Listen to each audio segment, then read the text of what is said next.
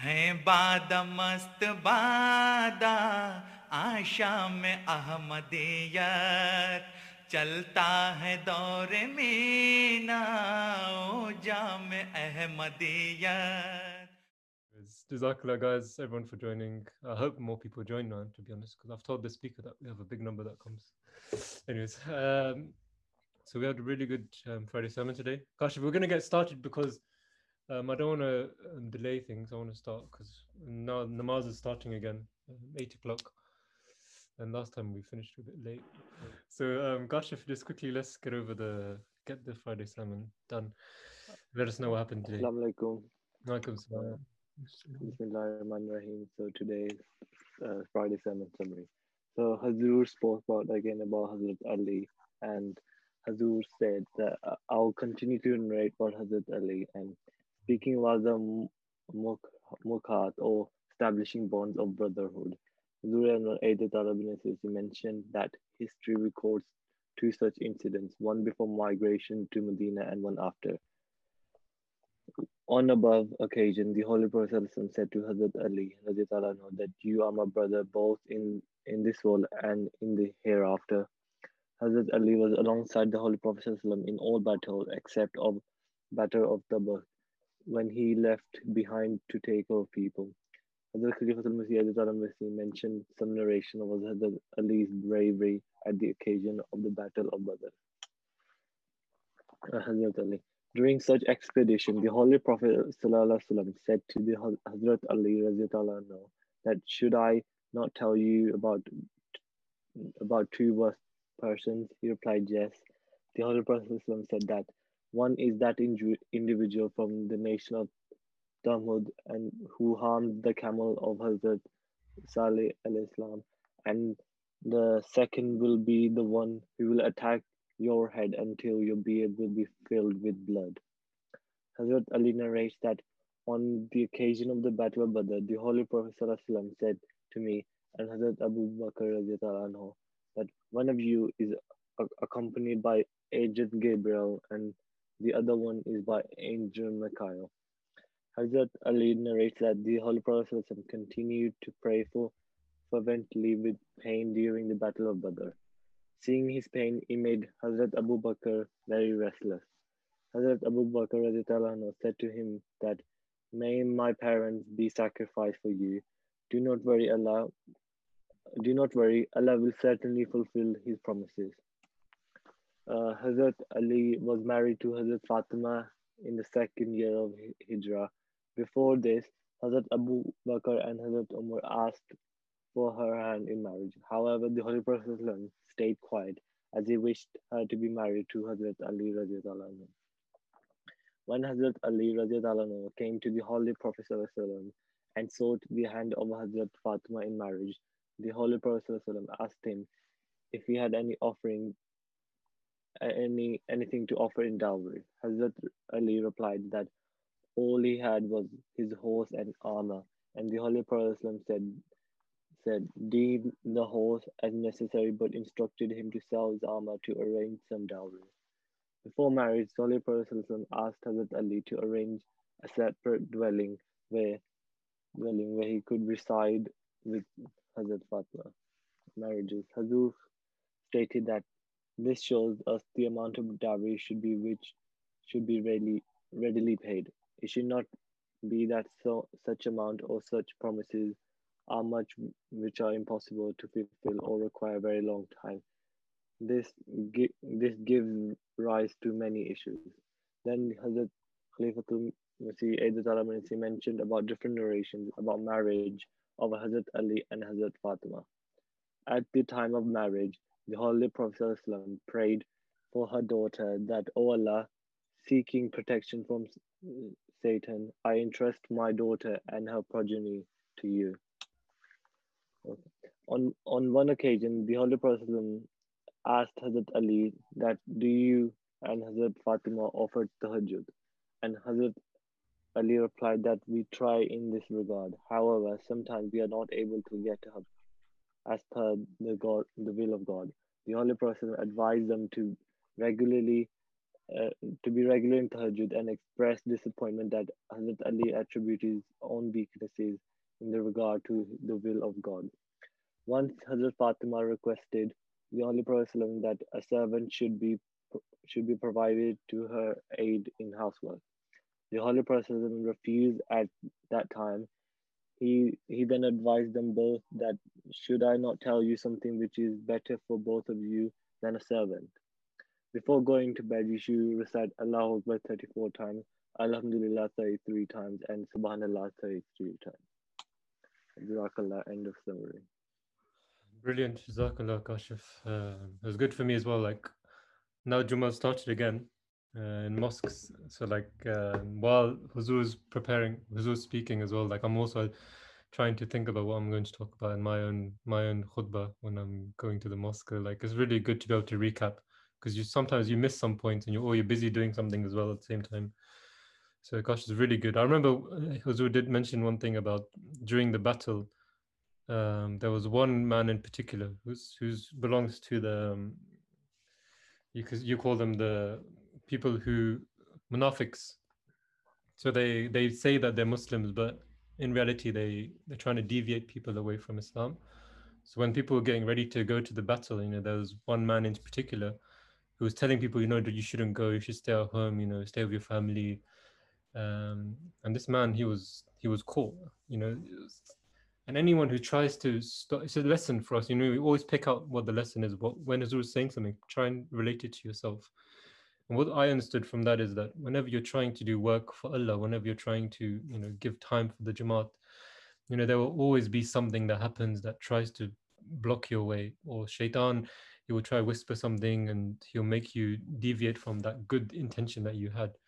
So remember, always try to do everything with a good intention. And if you are doing it for Allah, then make sure that you're trying to please Allah in the best way, because you will in your life, you'll always have such incidents that will try and block you from getting blessings. When it's coming to the mosque or helping Bukhari Mul and these things, even your own thoughts,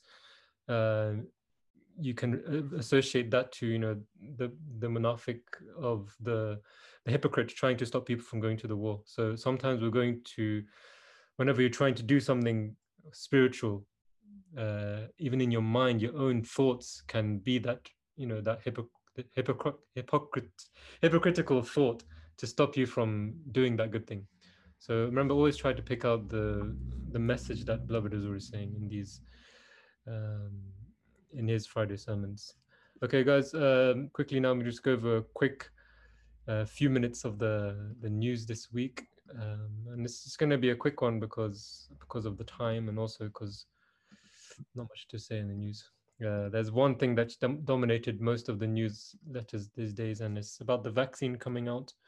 As you know, the vaccine has arrived in the UK, and the UK have done, hopefully something good, that they've approved of it, and inshallah will start going out. So vaccine arrives in the UK is the front page news of the Aid newspaper.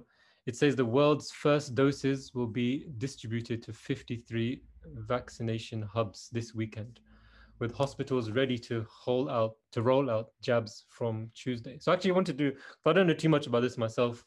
Maybe if I can, Nas, could you shed some light on this if you are able to unmute yourself?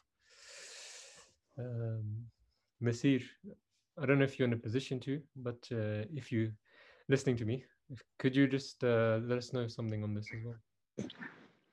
Assalamu alaikum. So from what I've read this week, there's two types of vaccination. So they've got the Pfizer vaccination, which you need 2 doses of. So I think you have one, then you have to have another one within 3 weeks. Yeah.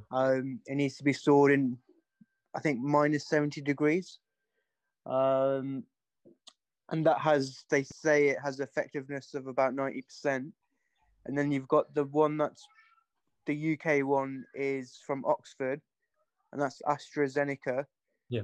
That has an effective rate of about, they were saying about 70%, 60 to 70%, but it's a lot cheaper to make, and they can make that in a much bigger volume. So, and then we're just going to prioritize the most vulnerable first.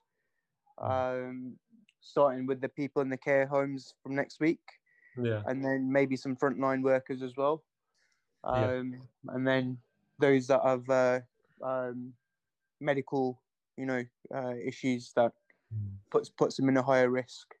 Yeah. What's your thought about trying it out on the elderly, 80s and above first, and the rest after? Do you think It's a difficult one. there is a negative effect of the, God forbid, of the vaccine? Yeah, God forbid. I mean, it's a difficult one, but they are the most vulnerable, and they are the ones that are looking to sort of live the last few years of their life with their friends and family. So they're probably up for taking it, to be honest. From what I'm, especially for my patients, from what I'm seeing, is that they just want to get going and just live their life. So I think they will take it. Yeah. Let's just pray that it is safe and there is no sort of adverse side effects. Yes, true. I was listening to a radio conversation, and people were saying that instead of us taking it, it should be the politicians who taking it. Oh yeah, they're definitely, making decisions definitely. to, if there is any I side think so. effect. Yeah. I think So what do you think? What do you think on that? I think it's time they send all the troops to war. So I think it's their time to show their bravery, I guess. Yeah, that's true. Yeah, it's a very difficult decision, as you said, but we have to pray. We have to pray a lot that the vaccine it works, and if it does work, then inshallah we get back to normal and. Will you take it, Murabi Sab? That's the question. That's the question, man. I don't know, man. I don't think I'm ready to leave yet. But inshallah, man. Inshallah, I'm really hoping that it works, and the UK have made a good decision and a step forward.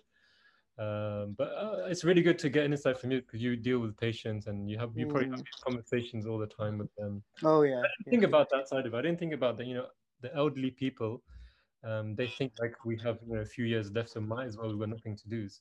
I thought it more of ways that the government is like, these guys are basically on their way out anyway. So even if they do, God forbid, get sick and die, it's better that they do it than the rest of the younger people generation. Yeah. So. One thing to note is that pregnant women, they are not going to administer it to pregnant women. Okay. But those that have just had the baby after pregnancy, they will get it. So it's not safe enough for someone that's pregnant, but yeah, so it's interesting. Good point. And Jazakallah. Just how's everything anyway? Otherwise, we don't get to hear you much, but I hope. Yeah, it's good, man. I'm just still a bit upset from the message that I got. We were talking about it before everyone came on. In fact, yeah, but everyone's inshallah. I'll be moving to Birmingham West, but still looking after Walsall, Wolverhampton. And Leamington Spa as well now. Murabi Sab, what's happened? Sorry, I missed that. I got your attention now, yeah? Yeah. You can't just announce that. What's happening? No, I'm just my accommodation is moving to. I should have put this in the K News as well. Yeah. Big news. This is bigger than the vaccine news, man. So what's happening? You're moving to Birmingham? Birmingham West. Birmingham West, as in you'll be living there now. Yeah.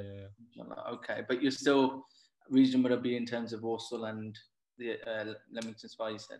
Walsall, yeah, Birmingham West, Wolverhampton, Wajamats. Remember me in your prayers, guys. But the work continues. Don't worry, nothing will change. Yeah, I was going to say, inshallah, nothing changes then. Okay, fine. I was going to say, do you know what? I did think actually, since Murabi Sab's left, what would happen to his office? Does that mean somebody else will be taking your Walsall accommodation, or? Come take it, bro. It's yours. No. I mean, is there another Murabi coming? I don't know. It's completely up to Huzur. You guys know how long it takes for Murabis to even come. Yeah. In the meantime, I'll try be everywhere. As long as you're not leaving the region, that's fine. I'll save that for the next K News. Oh, well, come on. No, don't worry, guys. Don't worry, I'm here, man. A lot of people are messaging me as well, thinking I'm gone for good, but I'm not. I'll still. We're lucky now in the sense that everything's in lockdown. Yeah. No one's going to feel as much. Not many people coming to the mosque anyway, so everything's online. So inshallah, the work continues. It's not going to be different. Inshallah. Physically in a different place. Jazakallah, guys. Tiga, guys, cracking on because we're getting close to 6:30 and we have a really, really interesting talk today. This has come in by Jamaat, so covering Jamaat news as well. So this really, really amazing videos, short, snappy, to the point. So this was episode 5 of Ahmadiyyat 101. Talking about 3 proofs of the truthness of the promised Messiah, alayhi salatu wasalam.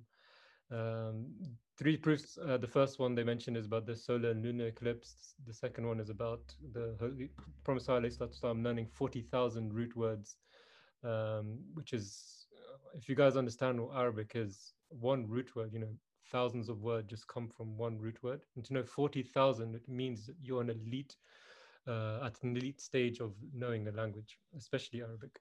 And that was taught to him in one night.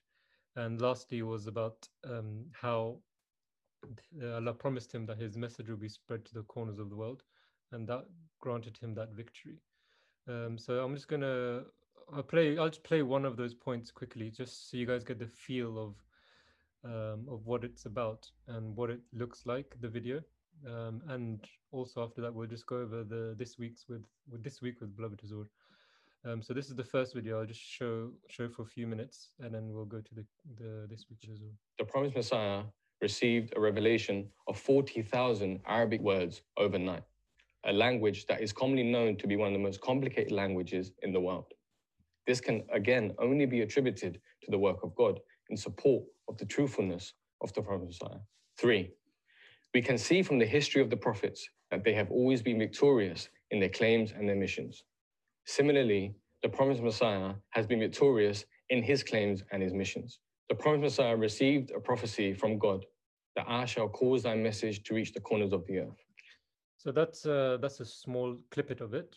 Guys, please do watch them. Look, if you look at the bottom, 3 minutes, 14 seconds. And literally you learn so much in these short videos. And it's because MTA, the graphics, they're really cool, dark background and nice writings as well. So a lot of effort goes into it. The views as well, you can see how many people, like over 1,000 people have viewed just this video, and there's five of them. So do give a quick look of that as well. Now we'll just go over to the K News, so this week with Huzur, and something really interesting which we discussed on the Khuddam night group as well. But just for everyone else's sake, we'll go over it again. Assalamu alaikum Huzur. Wa alaikum salam.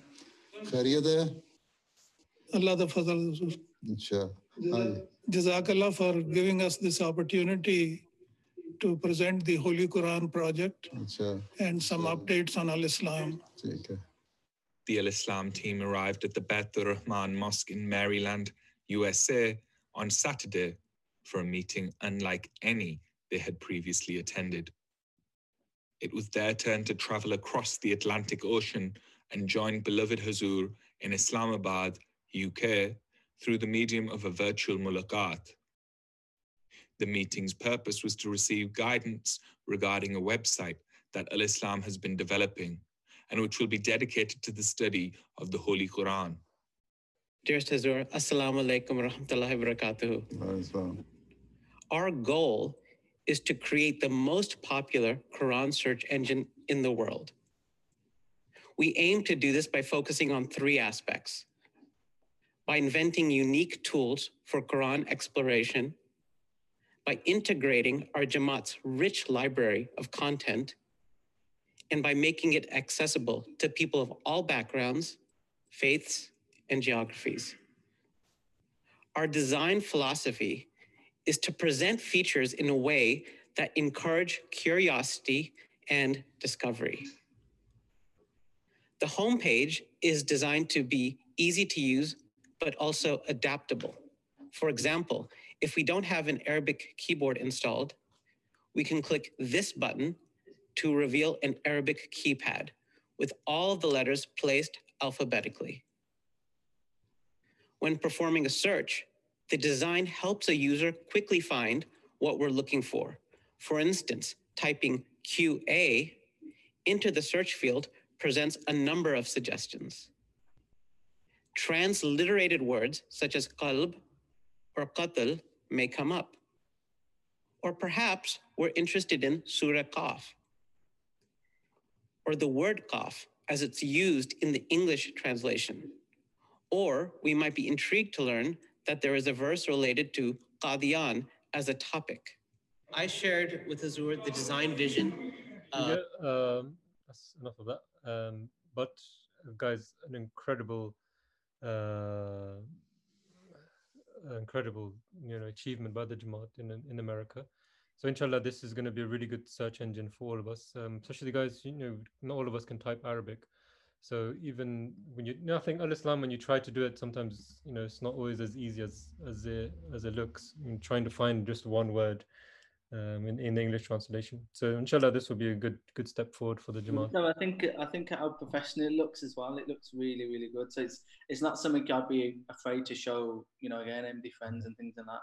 Yeah, and that's why someone asked, should we keep it, inside Al-Islam, or should we make it separate? Because the goal is to make it worldwide. Hazur said, let's keep it as a separate thing. Yeah. So everyone will go on it. No, it's not just like you'll see Ahmadiyyat anywhere. It's like where Ahmadis are running it, and it will be a benefit for everyone. So guys, inshallah, I don't know if it's out. Do you guys anyone know that if the Quran is out, the online Quran? I'm not too sure. If it is, I'll let you guys know. But inshallah, we'll just go over to our last segment now. Before Zubair just came on, we have our Hazrat Masih Maud's book that we cover. So Saqib, if you're on, there you are. Also, guys, if it's a small request, if you guys are able to put your cameras on when the K-Talk starts, it's always nice for the person being interviewed to be able to see the audience. And so if you are in a position, and don't be too shy, we're not Lajna here, we're men, so nothing to hide here. So inshallah, try and turn your cameras on afterwards. Yes, Saqib, please let's know what book you're covering today, and then inshallah we'll learn something from you as well. Assalamu alaikum. The book that I've chosen for this week is The Heavenly Decree by the Promised Messiah. It was published on December 9, 1892, and the title of the book shows it's a sort of an invitation to the readers. Invitation to all those who think in the like manner, be they Maulvis, Sufis, or the peers of the religious leaders, to a divine decision. And it also shows that the truth about their previous discussions. Hazrat salam says that these are the people who have dubbed him a kafir, a non-believer, liar, irreligious, faithless, the doomed, and far away from the men of God. At the very outset, the Prophet Messiah addresses Maulvi Nasir Hussain, reminding him that he's also that he also is not free from the fatwas of kafir, and in fact, he is considered to be the greatest of all the kafirs.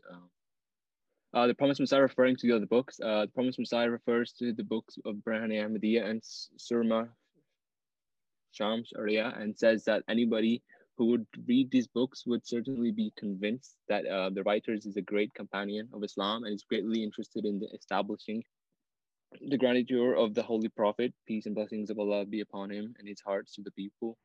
Having mentioned these signs of the true and perfect believers, the Promised Messiah salam, says that he is prepared heart and soul to prove as against Maulvi Nasir Hussain and others that these things are to be found in him while they're devoid to these things. He gives some detailed explanation as to show these proofs could be supplied. It was like a deal that he wanted to hold.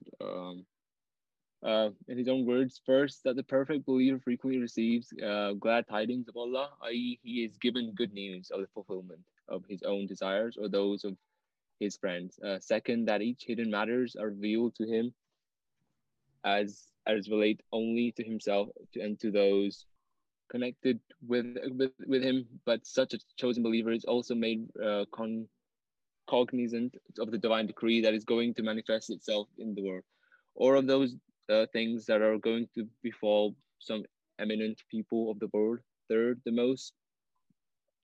that most prayers of these perfect believers and find acceptance, and the news of their acceptance of doctrine given beforehand.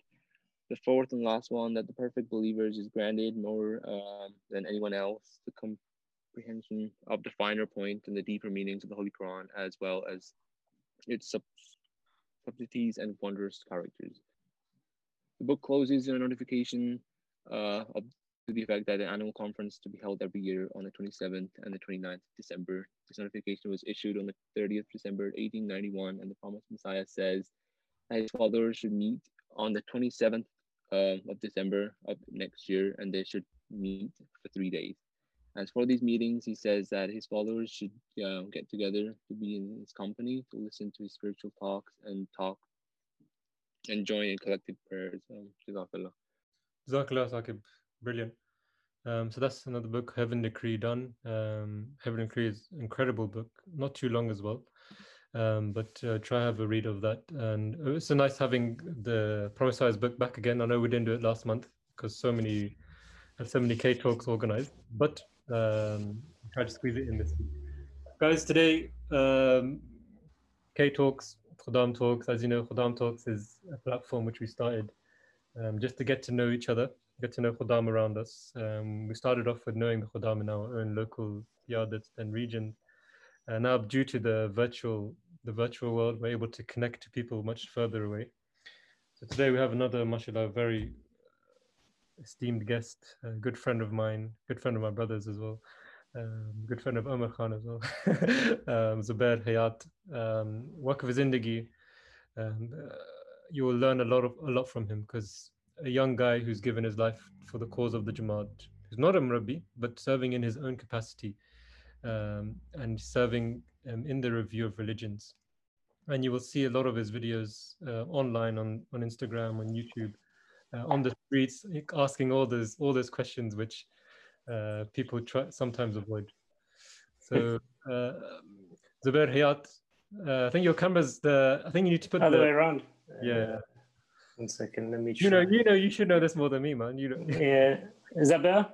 Yeah, perfect. Yeah, I'm using my phone, so it's a bit weird. Jazakallah for inviting me. We're looking forward to this all week, really. Someone to talk to in the lockdown. Oh man, Zubair, pleasure having you. This is Khuddam Night. Khuddam Night is a small little platform that we started just about a year ago to get all the Khuddam in the West Midlands together. And just so that we're able to come together, learn something, just be able to see each other's faces, and learn about each other's careers as well. So Zubair, let everyone know who you are. I know my knowledge is limited. Yourself. Where were you born? Where did you go to school? Tell us a bit about your family. Tell us a bit about your last name, Hayat. My last name actually isn't Hayat, which is interesting, but it's like for me and my brothers, the eldest one is Hayat, then it's Ahmed, then I'm the last is Ahmed as well. But I was born in London, so grew up in East London. A lot of people have like misconceptions. East London's all gangsters, this and that, but the movies. But it's not like that. Grew up in school. I wasn't great academically, but I was into sports. I could talk a lot, so I kind of got through in that sense. And just family. They're from originally from Mauritius, and my father's side is from Kenya. Originally from India, so.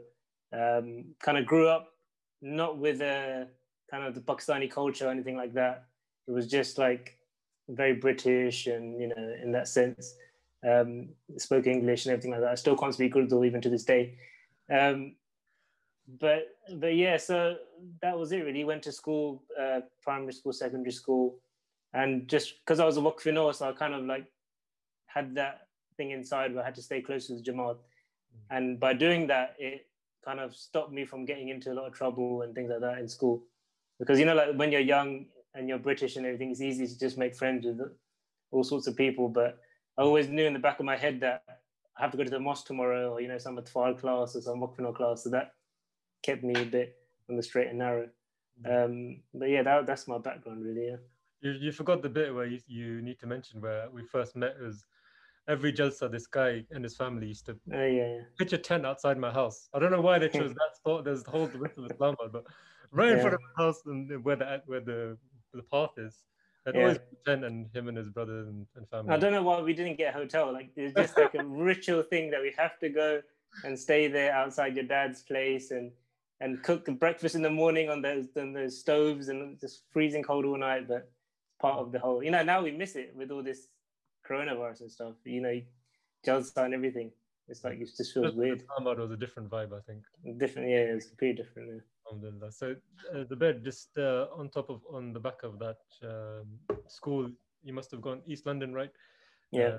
The whole time, and you went to university. So tell us a little bit about university, your time there, and what did you study? Yeah, so I went to college and I did like English and sciences, the typical kind of biology, chemistry, maths and all that. Wasn't too great at that. And then I remember I had a mulaqat with Hazur and he asked me like, what are you good at? And I didn't want to say like English, because that's something that, you look down upon, that especially in the culture that we come from. It's like doctor, lawyer, engineer, that kind of stuff. But I said to Hazur, look, I was honest and I said, look, I'm good at English. And then Hazur was like, oh, okay, do that then. And I was like, oh, okay, that's different. Yeah. And I remember when I came home and I told my dadi, right, I said, Hazur told me to do English. And she was like, why do you want to do English? You already speak English. So it's like that kind of thing, right? That why are you going to spend 3 years doing an English degree when you already know the language? So they didn't understand there's more to it. So anyway, so then I did my college and stuff and I got through. And then looking at English, I thought, okay, the next step would be to do law. So I applied for law and everything. And I think at that time, Hazur was out the country on a tour or something, so I couldn't have a mulaqat. And then when Hazur came back, I was lucky enough to get a mulaqat. And I went there and I said to Hazur, look, I've got into law, this and that. And Hazur was like, okay, that's fine. But I could tell there was something like wasn't right. So I said to Hazur, look, I've got a place, but, if you think something different, then let me know. So Hazur sat back on his chair and then he said, yeah, you know what, don't do law. And I was like, okay. And he said, do an English degree and then do a master's. And I was thinking to myself, I've already got a place. Like, can you imagine? You get a place in like, I think it was in Bristol University or some place like that. And I already got a place secured and everything. And then Hazur said that. And at that moment, I thought, how am I going to do this now? So, but obviously, I straight away said, yeah, Hazur, I'll do it. And I remember I went back home and I called up the university and like they were shocked, because you don't get people turning down offers. People want to get offers. So I turned that down. Then I had to go through like clearing, which is such a long process, the way you're trying to find the last places. And I called up this university in London and I wasn't getting any places at all. And I called them up and I said, this is my thing. And they were like, why are you calling us so late? There's only like 1 week left till the university starts. And I said, these are my grades and whatever, I'm really interested. And then they said, look, we don't have that many places left, so it's difficult and all that. And they said, do you do anything else? So then I started like saying, I do this, like I'm in the local, section of the Ahmadiyya Muslim community, and I do this, like local work. I do regional stuff. I was part of this event, that thing. And the guy was listening a lot, and he's like, because of that, I'll give you a place. And I was so shocked that even when I went to the university and I actually like, on the first day, I thought it was like a joke, because it was like literally the last second I got in just because of my Jamaat work.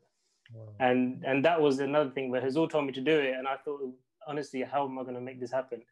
And I got in. And then I did 3 years there. Hazur said do a master's. I did 1 year.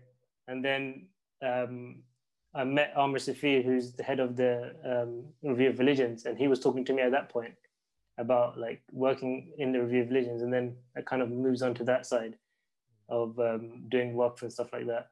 Yeah. So that's what happened at uni. That's an incredible journey, and just the fact that you mentioned, I love that you mentioned that your Jamaat work, that's something which they looked at, because we all know this. Like, you're never gonna, what you learn in the Jamaat Qaid Sahib, yourself, you won't experience that anywhere else. And you yourself, that you're a dentist, regional Qaid Sahib.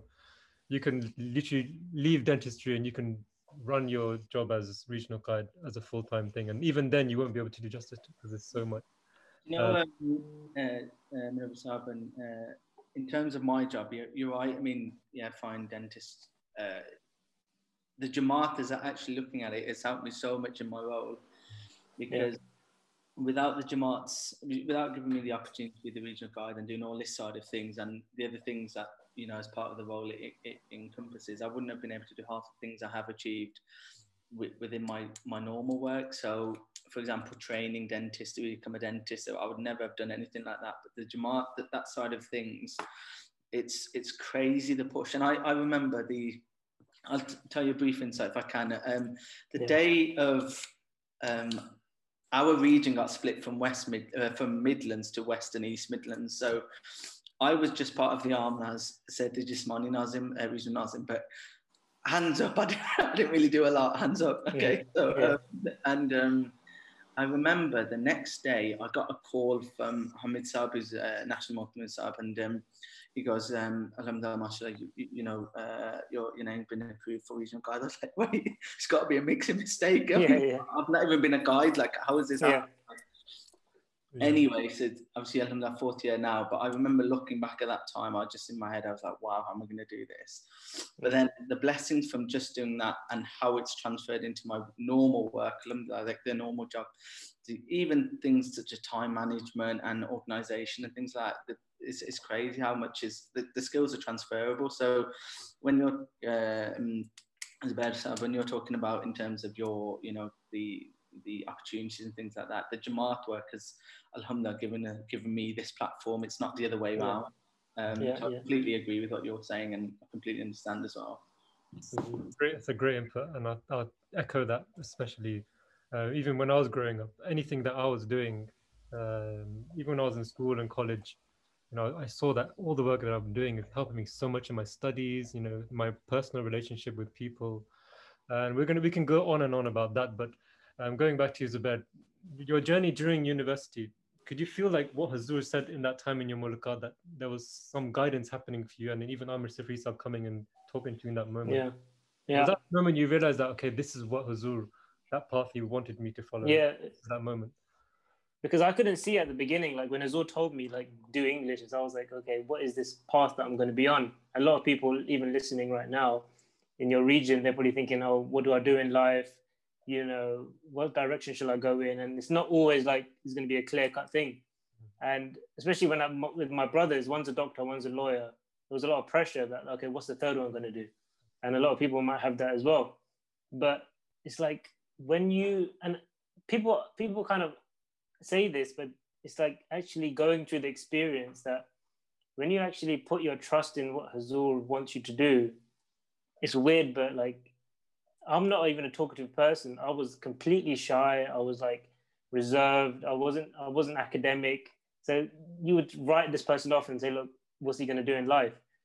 But Hazur kind of has that thing like a father figure where he's like, oh, you can do it. You can make it happen. And through my whole university kind of life, people would come and try and be friends with me, this and that. But I always knew that Hazur was like watching me. It was weird. And I was like, I have to go back after 3 years and tell Hazur I've either passed or failed.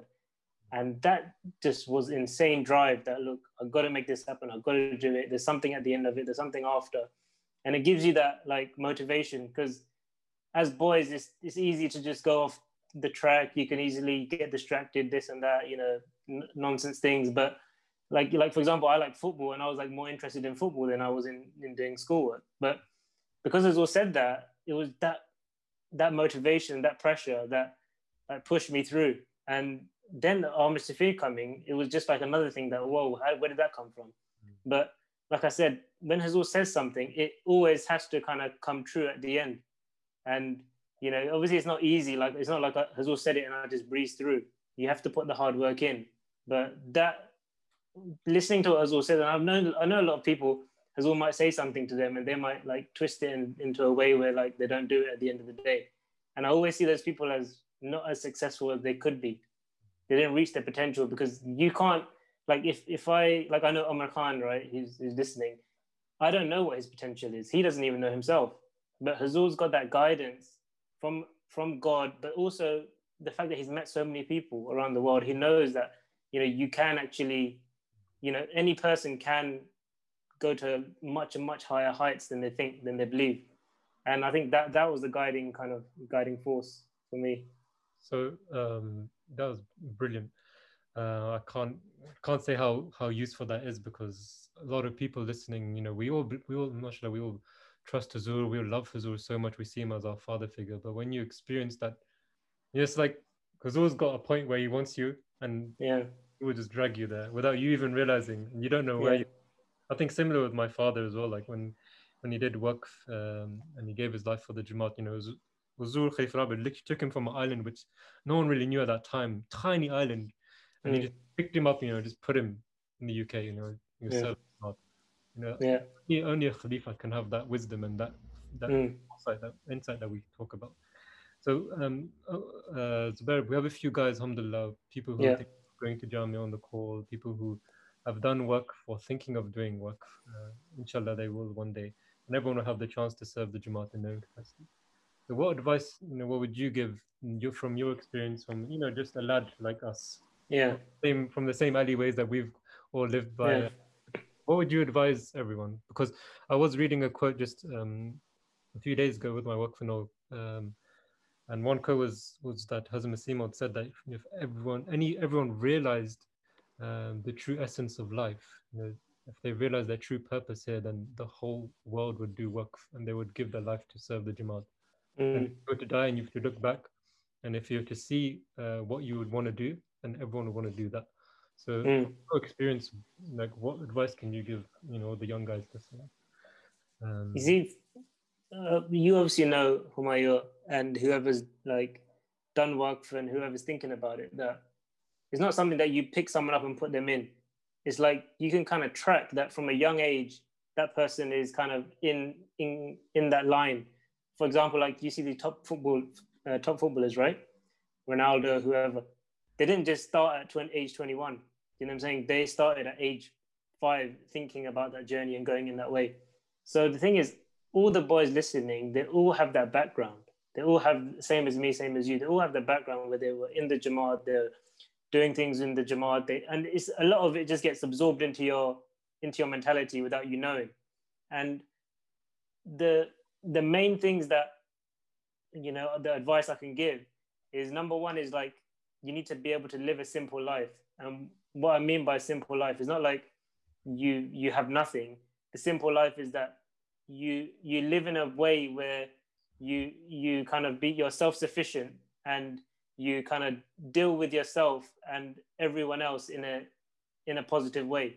So, you know, I'm not saying that you know money is evil or money is wrong or whatever. What I'm saying is that to chase after money, to chase after like status, to chase after these things is an emptiness. You'll get some satisfaction along the way, but it's an emptiness. So I don't even really do these talks and stuff, and you know, I'm forced to like make YouTube videos, but I'm a type of person that is fine being at home and just like trying to do my daily things.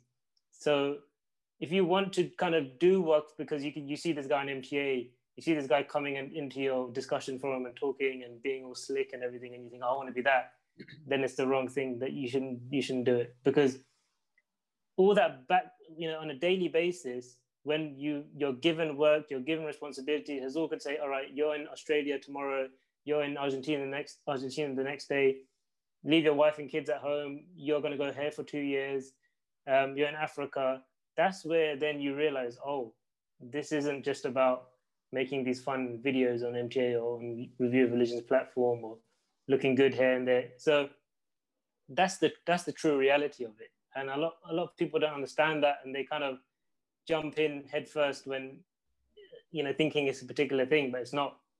And at the same time, when you actually can, it's like, you know, like obviously I haven't got any kids or anything, but like a mother, for example, they say they want to have a baby, right? But they don't know like how much it takes to look after that kid on a daily basis, right? It's a mission and a half to make that happen and to live your own life and everything. And you go through all these ups and downs and all that, but at the end of it, you're like, wow, what would I do if I was single? You know, it's boring compared to having the kid, and then, you know, have another kid and another one. And some of these on YouTube, they got 11 kids, you know, it's like, it's mental, right? But compared to a single person, that it seems like they're not really living. So in the same way, when you do work, it's like it's a similar thing, that you got all this responsibility, all this pressure. Everyone's watching you every minute. You know, you're walking down the street, someone's looking at you, some Ahmadi guy, and he's talking to you and he's judging what you're doing, and you can't, you know, you got to watch what you say, and you have to, you know, get to that high standard. But at the same time, if I was just not doing it, what would I be doing? You know what I'm saying? So I would just be just like lost in a sense, right? So it's a double-edged sword. You go for the responsibility, you go for the accountability, you got to be there, you got to be solid, you got to be a stable person. But at the same time, the rewards are so high that you really live a life of purpose, a life of passion, you know, a life of understanding, a life of actually like, you know, pushing yourself to limits that you never thought. And I've done things like I've climbed mountains and stuff like that, but that's baby stuff compared to this. Compared to on a daily basis, standing up and saying like, I'm going to try my best to serve Islam is a mission and a half. And you realize when you try your best, it's not good enough. And then you got to do more and you got to do more. And it's like, you know, like say someone doing the splits and then you keep pulling them more and you're pulling them more and you're pulling them more. And they're like, every time they're like, I can't do it. I can't go. Like in regional guides, I was saying, but why are they picking me for regional guide? But it's like the splits is they're pulling him. They're giving that responsibility. And even God says in the Quran, I don't burden anyone beyond their capacity. So as men, as boys, we've got broad shoulders. We can take on more. But have you got someone that's giving you that responsibility? And that's why I said only Huzur can give that.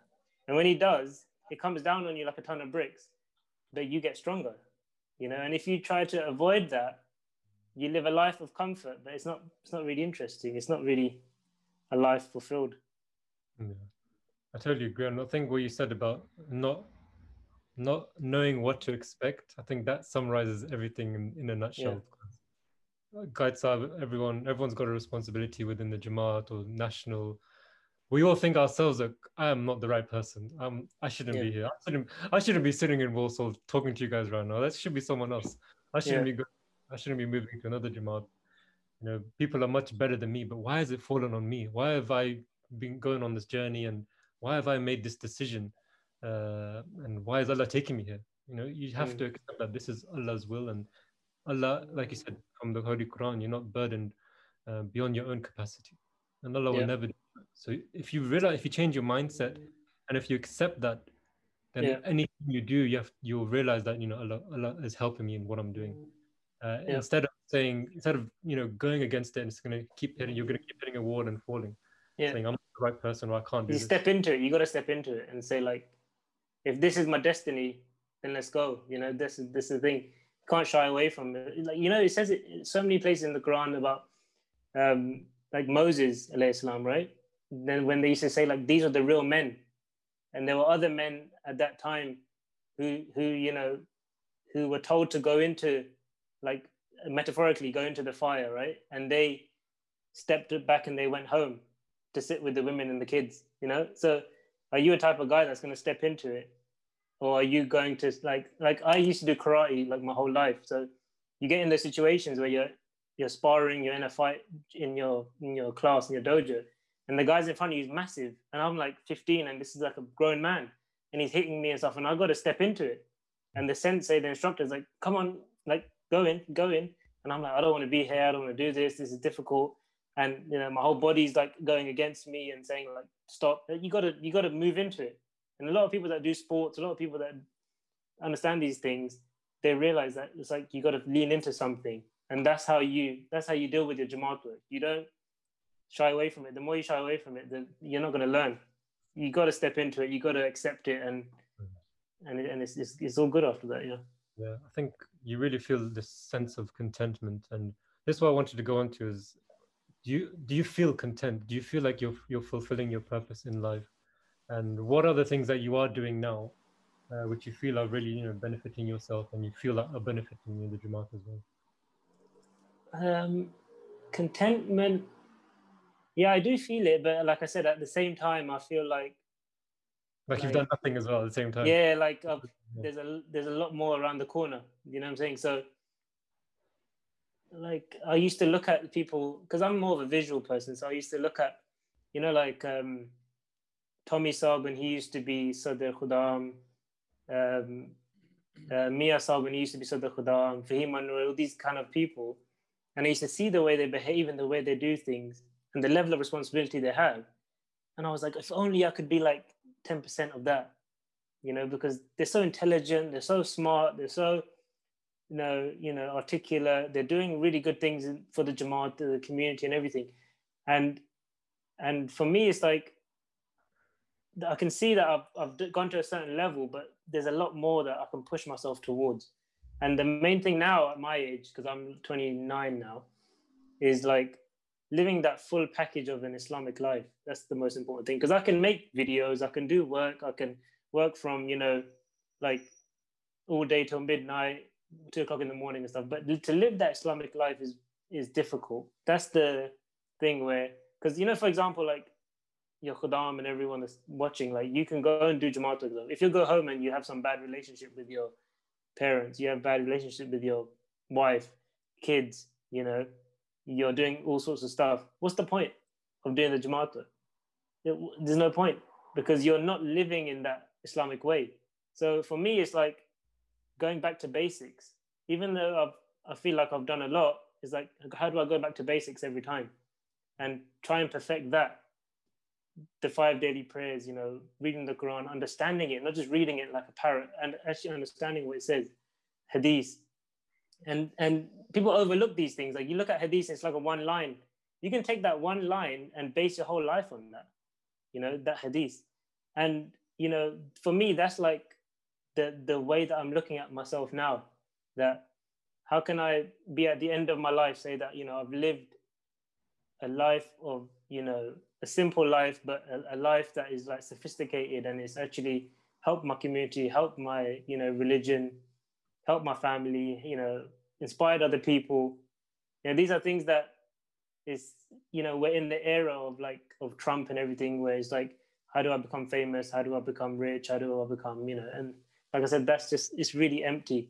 And if you want to try that, you can try it, but it's not going to get you. I've been to university. It's not like I was dropped out of, you know, some random place. I've seen it. I've been there. You know, it's like I didn't come from a poor family where there was no money or anything like that. So I know how it feels. But to me, it's like, that wasn't my goal.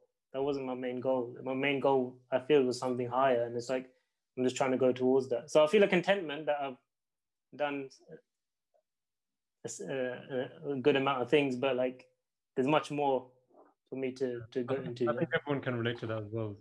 Yeah. Everyone. When you do Jamaat work, you feel like this satisfaction, like, you know, yeah, I've done my daily job, but I've actually helped someone. I've put a smile on someone's face. And only if I can have more of that, you know, I want more of that. And that's what I found becoming Murabbi. I found that so intoxicating that, you know, I'm affecting someone else's life through my own experiences. And for me, that's the greatest satisfaction that I can get. But I continuously want to find other ways of doing that.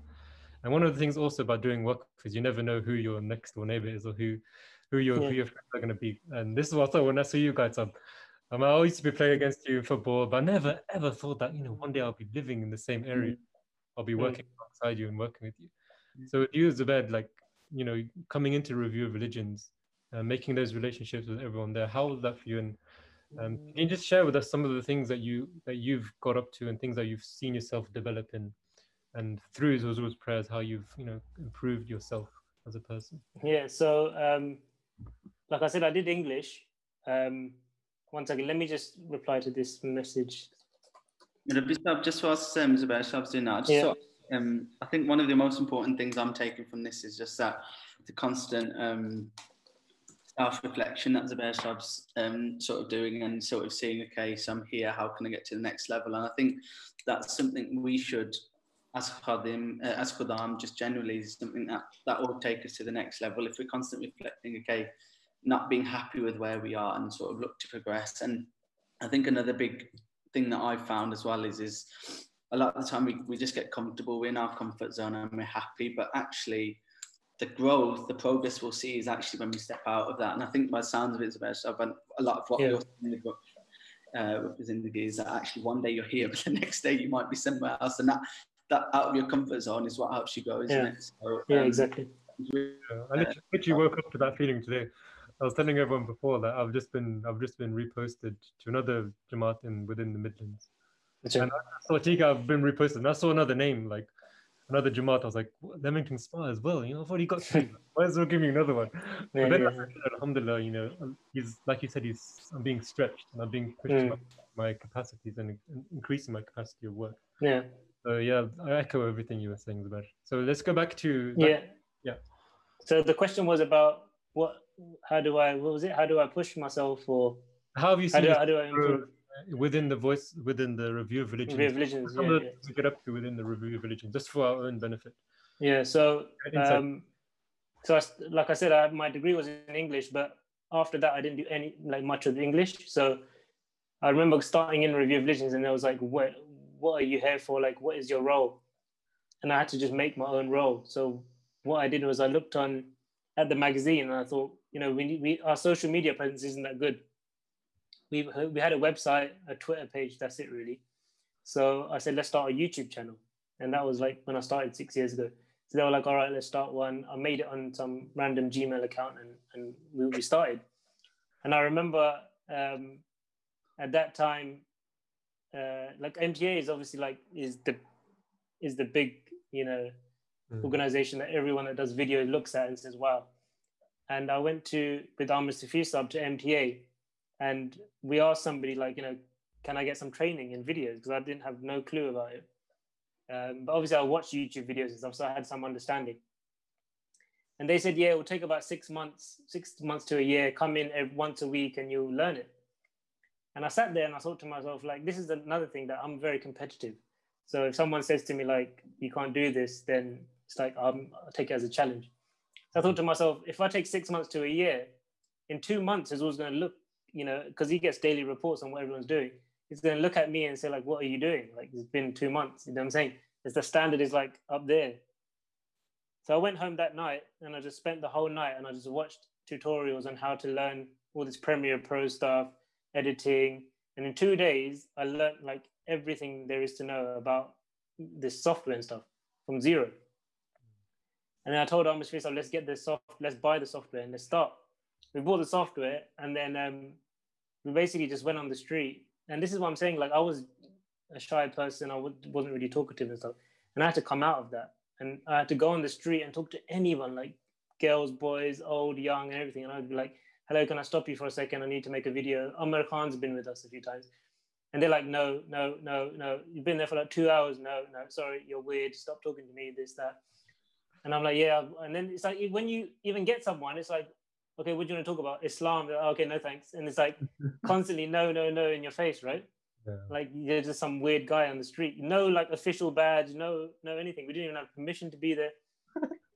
So I would go back and I'd say to Amr Sahib, like, yeah, nothing really happened, you know, this and that. And he has that also, that drive and everything.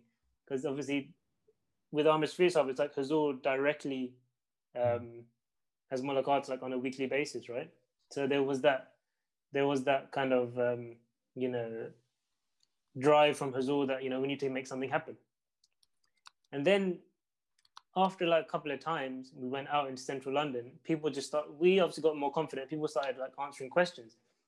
And we made these amazing videos where it's like talking to people on the street, asking like, what does death mean to you?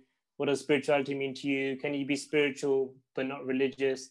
And people started talking to us and we thought, okay, we've got something here. And then over that year, we basically like, you know, built this platform in the Review of Religions where, you know, it culminated in this big video we did called I'm a Muslim, Ask Me Anything, which was in America.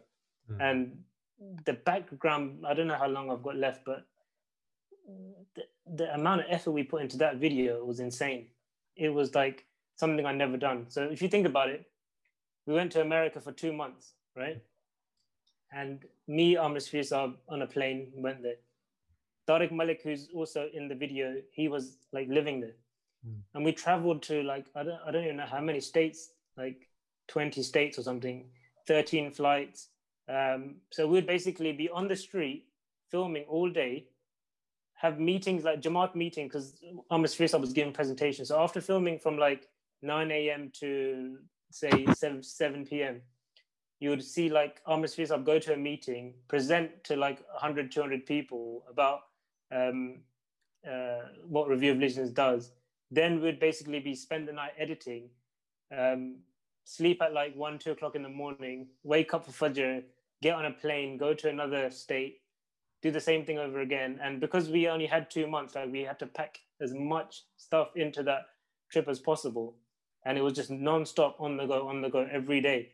And I had like, 100 hours of footage, which I had to narrow down to like 8 minutes. It took like 6 months to edit it, but we were like constantly on the move. And I believe obviously with Hazur's prayers, the fact that we actually put that effort into it, put that time into it, and created and crafted that video into something that it is now, has made it get like 5 million hits or whatever million hits is at the moment. And it's got like, 100,000 comments, and it's made a massive impact. But like I said, we had to push ourselves to like, I came back and I slept for like 3-4 days straight, because we just had like 3 hours sleep every day and was out, whether it was hot. So we would fly from like LA to Miami to New York, and it was different time zones. It was, some days we would like get a lot of good stuff. The next day we might say, all right, let's just delete all that footage and do other stuff. So it's very self-critical, very, focused. And obviously people see the end product and say, yeah, it's a good video, but they don't see what was in that, what happened, behind the scenes. And there's so much content that I had to and I've still got on a hard drive about that trip that we didn't use. But it's, it's like, we had to put that time and energy in. And I feel like a lot of the times, even on a regional level, local level, national level, sometimes people just get stuff done for their reports and things. They don't really analyze and go into it and say, okay, if I'm going to make this video, if I'm going to do this project, how do I do it so that I'm pushing myself to, a different level?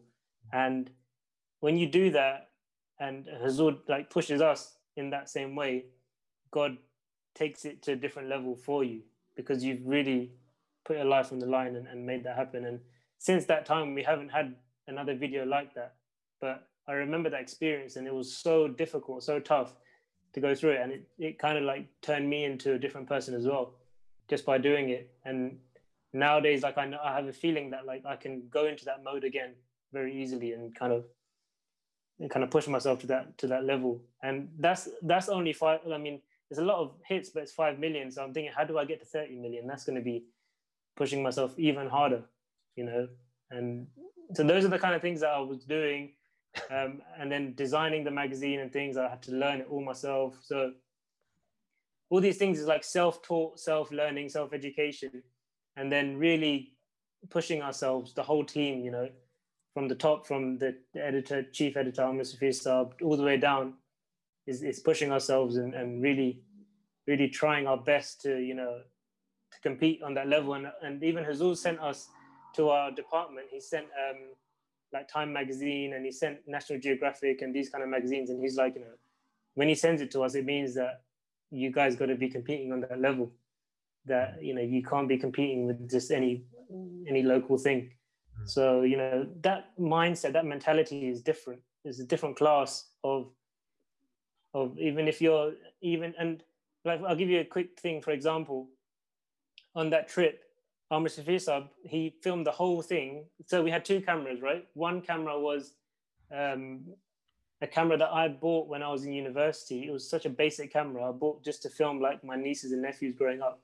We took that camera, and then Amr Safi Saab filmed the other. He was also filming, and he filmed from an iPhone. So it was this budget Canon camera and an iPhone that filmed the whole thing. But this is what I'm trying to say. It's not like you don't need big budgets. You don't need. Everyone sits there and says, "Yeah, when I get that £10,000 camera, then it's going to do this and that." You can film. I can film it with Samsung, LG, whatever phone, because it's not about the equipment. It's not about the resources. It's not about the time and everything. It's like your mentality. Can you turn nothing into something? Can you go to a random place, a random country, and make something happen? Do you have the idea? Do you have the creativity? That's what, as a work, that's what life is about. That you get sent to Africa, you get sent to anywhere, Midlands, whatever, and you turn that place into a place where things are happening, things are moving. And we saw that with like Khalifa Rabi when he came to the UK, right?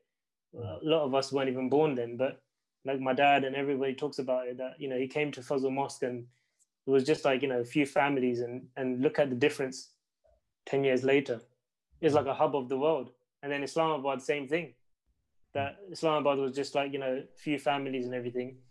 Wasn't much going on over there. And then Huzur's gone there and he's just changed it into something on a global scale. So this is the thing, we can't sit there and say, all right, when we get the approval, when we get the budgets and stuff, like a lot of the things I do, I don't even want to say it because it's not good to say, but like, I don't wait for the approval or permission. Like, you know, if I'm in America and the police come and say, oh, why are you filming? I'm like, okay, sorry. And I just move on down the road.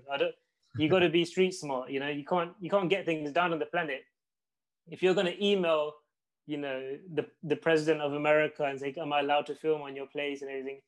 By the time that comes back, you know, 10 years would have gone past. So you got to be street smart. You got to be like, you know, resourceful, and you got to kind of make things happen. That's the name of the game.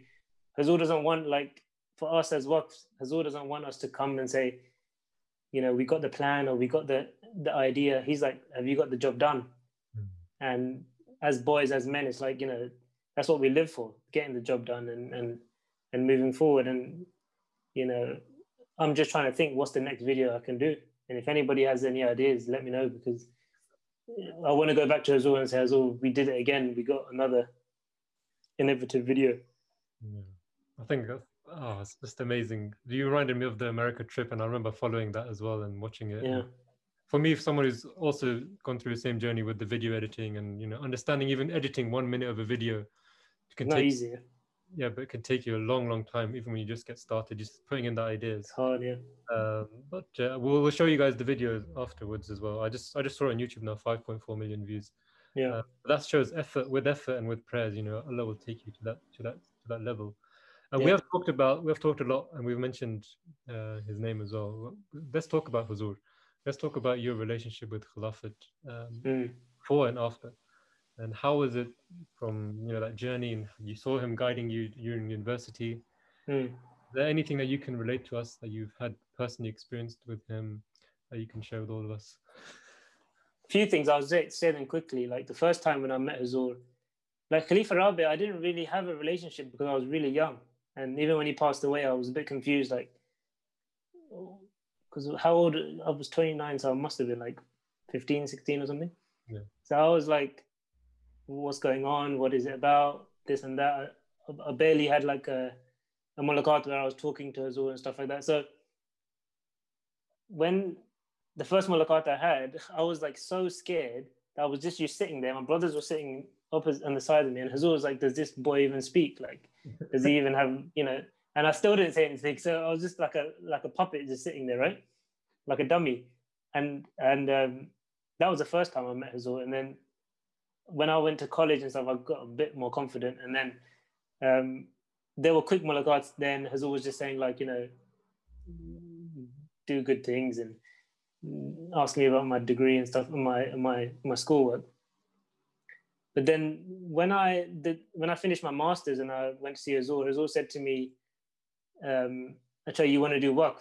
So I kind of like didn't like respond to that. And I said to Huzur, and Huzur was like, you know, let me just explain to you what it is.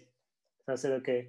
And then Huzur said, do you know, sometimes you sit in front of Huzur and you don't know what to say. Like, it's just it's very strange. And I was by myself, and it's like when you sit in that room, you know, like not even when you sit in it, when you walk into the room, you remember like Fazl Mosque when you walk around the door, it's like you're just literally in a different dimension, right? And it's like, it's the only way I can explain it is like, it's like, you know, when there's this heavyweight kind of like boxing matches when the guys are walking up to the ring and it's like the pressure's on, right? It's like from that door to the desk, yeah. It's like takes like half an hour to walk there, and you're just like you're like sweating, right?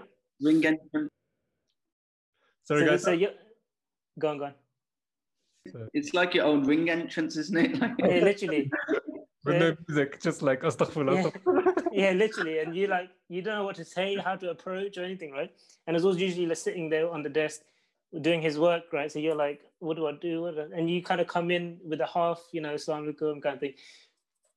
So then Hazur like stand up and I was like, oh God, and like shake my hand and stuff. And then I would sit down and Hazur said to me like, so you want to do this WAP thing? So he said you're only gonna have a little amount of money, and it's like no job that you'll ever do.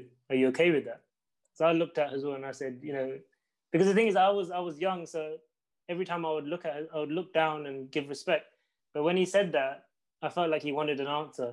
So I looked at Hazur like properly and I said, Hazur, I'm ready to do it. So he sat back and he said, okay, fine, sign the form and do it.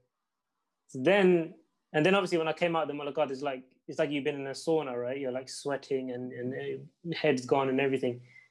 And then I was like, how do I do this? And then before I went to America, there's another interesting story happened when I was doing these book covers, right? So Hazur sent over some book covers he wanted to design.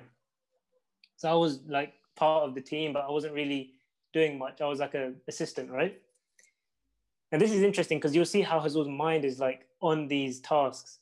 And just imagine that how much he's dealing with. Like you guys or me, like we deal with a lot on a daily basis. But if you think about Hazur, he's dealing with like a lot, right? Like millions of people and everything that's involved in all of that, and his own things and everything like that, which nobody knows about.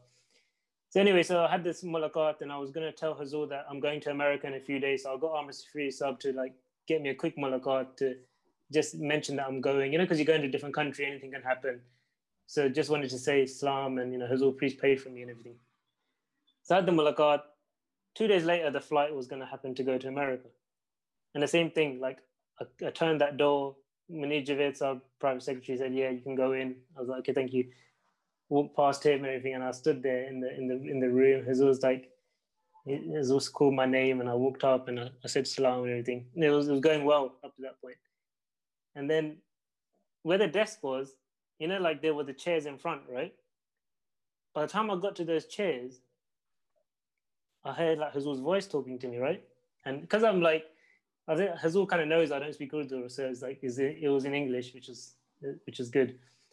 But Hazur said, "Where's my work?" and I was like, because can you imagine? I've only been there like a year or two. I'm just like a nobody, right?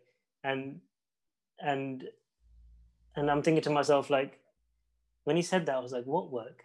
So this is like, it's all happening in real time, right? So I'm standing there, not facing Hazur, facing the opposite way, near the chair, standing up, and I'm like, what work, right? And I'm like, brain is going 100 miles an hour. What kind of work? I don't get this. And then Hazur goes, sit down, and I was like, oh, okay. So then I turned around, I sat down, and then he went like serious, like for once, like the first time I saw Hazur serious. And he said to me, so it was like just me and him in the room. And he said, that the book cover that I gave for you to do. So I'm thinking to myself, book cover? Like I'm part of this team, but I wasn't given any book cover. He said, yeah, I gave you this book cover. Why is it done? And I'm saying it nicely, but Hazur was saying it like seriously. And then, so I'm sitting there and all I could say was like, I'm sorry, like I didn't do it. But I didn't know what book cover that Hazur was talking about. But I didn't have the courage to say like, what book cover? I was just like, I'm sorry, I didn't do it. And Hazur was like, then he went from very serious to like, and he sat back and he started laughing and he said, okay, you got one day, do it. And I said, okay, Hazur, yeah, that's fine, I'll do it.